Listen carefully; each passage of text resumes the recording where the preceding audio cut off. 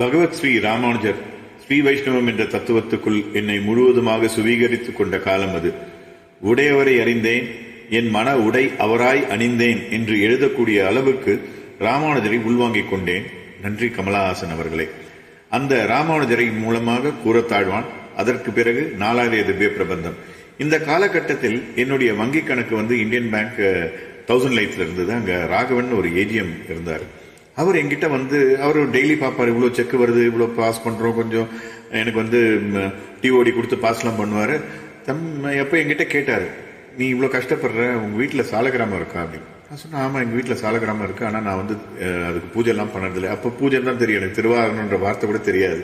ஏன்னா எங்க தாத்தா சாலகிராம சடபவன் பேர். சாலகிராமம் நான் பண்ணலை அப்படின்னு சொன்னேன். அப்போ அவர் சொன்னார், வீட்டில் இந்த மாதிரி சாலகிராமம் வச்சுட்டு நீ பண்ணாமல் இருந்தால் அது தப்பு, அதுக்கான நடவடிக்கையில இறங்கு அப்படின்னு எனக்கு அட்வைஸ் பண்ணாரு. நாளைக்கு சொல்றேன்.